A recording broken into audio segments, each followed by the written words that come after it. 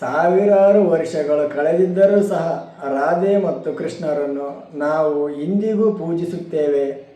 ರಾಧಾ ಮತ್ತು ಕೃಷ್ಣರ ಹೆಸರು ಜಗತ್ತು ಇರುವ ತನಕವೂ ಅಜರಾಮರವಾಗಿರುತ್ತದೆ, ಜಗತ್ತಿರುವವರೆಗೂ ಅಜರಾಮರವಾಗಿರುತ್ತದೆ. ಅದರಿಂದಾಗಿಯೇ ರಾಧೆ ಮತ್ತು ಕೃಷ್ಣನ ಪ್ರೀತಿಯು ಯಾವತ್ತೂ ಪವಿತ್ರವೆಂದು ಭಾವಿಸಲಾಗುತ್ತದೆ. ರಾಧೆ ಮತ್ತು ಕೃಷ್ಣನ ಪ್ರೀತಿಯು ದೈಹಿಕ ಸಂಬಂಧವನ್ನು ಮೀರಿದ್ದಾಗಿತ್ತು ಎನ್ನುವ ಸಂದೇಶವನ್ನು ಸಹ ಸಾರುತ್ತದೆ. ರಾಧೆ ಮತ್ತು ಕೃಷ್ಣ ಯಾವತ್ತೂ ಪತಿ ಪತ್ನಿಯರಾಗಲಿಲ್ಲ, ಆದರೂ ಅವರಿಬ್ಬರು ಪ್ರೀತಿಯಲ್ಲಿದ್ದರು, ಪ್ರೇಮಿಗಳಾಗಿದ್ದರು. ಅವರಿಬ್ಬರ ಪ್ರೀತಿಯಲ್ಲಿ ಯಾವುದೇ ದೈಹಿಕ ಆಕರ್ಷಣೆ ಇಲ್ಲದೆ ಇದ್ದ ಕಾರಣದಿಂದಾಗಿ ಅವರಿಬ್ಬರ ಪ್ರೀತಿಯು ಯಾವತ್ತೂ ತುಂಬ ಪವಿತ್ರವಾಗಿತ್ತು. ಅವರಿಬ್ಬರ ಪ್ರೀತಿಯು ನಿಷ್ಕಾಮ ಮಟ್ಟದ ಪ್ರೀತಿಯಾಗಿತ್ತು.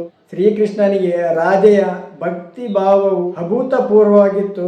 ಇದರಿಂದಾಗಿಯೇ 16,008 ಜನ ಶ್ರೀಕೃಷ್ಣನಿಗೆ ಪತ್ನಿಯರಿದ್ದರು. ರಾಧೆಯೇ ಪ್ರೀತಿಯ ಸಖಿಯಾಗಿದ್ದಳು, ಅಚ್ಚುಮೆಚ್ಚಿನ ರಾಧೆಯಾಗಿದ್ದಳು.